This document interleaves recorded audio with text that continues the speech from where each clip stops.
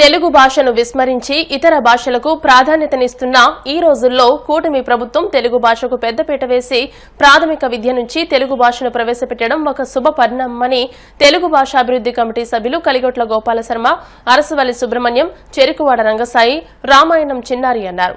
భీమవరం పట్టణం బీవీరాజు పార్క్లోని తెలుగు తల్లి విగ్రహం వద్ద తెలుగు భాషాభివృద్ధి కమిటీ ఆధ్వర్యంలో కూటమి ప్రభుత్వానికి హర్షం ప్రకటించారు.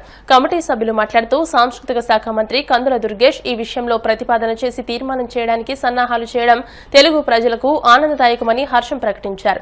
ఈ కార్యక్రమంలో బీవీరాజు వాకర్స్ అసోసియేషన్ నాయకులు మోషన్, చరణ్, గనిరెడ్డి త్రినాథ్ తదితరులు పాల్గొన్నారు. ఈరోజు తెలుగులో మాట్లాడడానికి సిగ్గుపడుతున్న తరుణంలో మన కూటమి ప్రభుత్వం నాయకులు తెలుగుని ప్రాధాన్యత ఇవ్వాలి, తెలుగుని గుర్తించుకోవాలి. ప్రతి ఒక్కరు కూడా అమ్మ అని పిలిచే మాటని మరిచిపోయి మమ్మీ అని పిలిచే మాటలు వస్తున్నాయి. అది మన తెలుగుదనానికి సిగ్గుచేటు. ఈ రోజున ప్రతి ఒక్కరు కూడా తెలుగు ప్రాధాన్యత ఇవ్వాలి, తెలుగుని మర్చిపోవద్దు. తెలుగు భాష అమృత భాష అని తెలియజేయడానికి మన రంగసాయి గారు మన అందరినీ ఒక కూటమిగా ఇక్కడ కూర్చోబెట్టి తెలుగు గురించి ప్రాధాన్యత గురించి తెలియజేసినందుకు రంగసాయి గారికి ఇక్కడ విచ్చేసిన మిత్రులందరికీ కూడా ధన్యవాదాలు. మన మాతృభాష తెలుగు భాష మధురమైన భాష, తీయనైన భాష, కమ్మనైన భాష, మరి ఇటాలియన్ ఆఫ్ ద ఈస్ట్ అని పొగడబడిన భాష. అటువంటి భాషలో మనం పుట్టడమే అదృష్టం. మరి ఈ భాషను మనం సుసంపన్నం చేసుకోవాల్సిన ఆవశ్యకత ఏర్పడింది. ఈ మధ్యకాలంలో తెలుగుని విస్మరించడం జరుగుతుంది.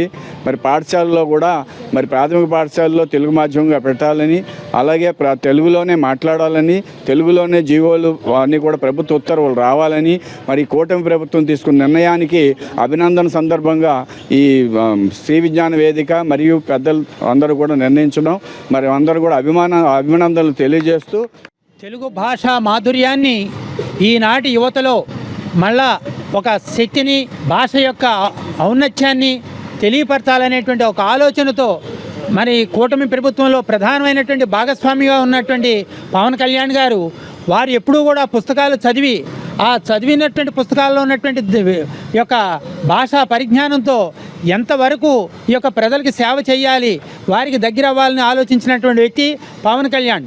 ఆయన యొక్క ఆలోచన దృక్పథాన్ని ఈనాడు జనవరి 1వ తారీఖు నుంచి ప్రతి ఒక్క ప్రాథమిక పాఠశాలలో కూడా తెలుగు యొక్క భాష ఔన్నత్యాన్ని మళ్ళా తిరిగి నెలకొల్పాలనేటువంటి ఆలోచన ఆనాడు ఈ యొక్క దేశాన్ని పరిపాలించినటువంటి కృష్ణదేవరాయలు ఏదైతే అమూల్య బాణ్యం అనేటువంటి దాని ద్వారా తెలుగు భాషకి వాళ్ళు పునాదిని వేస్తే మళ్ళా కనుమరుగైనటువంటి ఈ యొక్క తెలుగు భాషని ఈనాడు ఈ యొక్క కూటమి ప్రభుత్వంలో మరి మన పవన్ కళ్యాణ్ గారు, వారి యొక్క సహచరులైనటువంటి కందుల దుర్గేష్ గారు ఈ కార్యక్రమాన్ని శ్రీకారం చుట్టినందుకు వారికి ముందుగా తెలుగు భాష తరపున శుభాకాంక్షలు తెలుపుతూ, మన తెలుగు భాష అమృత భాష అని చెప్పి పురాణ కాలం నుంచి కూడా ఒక అభిప్రాయంతో ప్రజలంతా ఉన్నారు.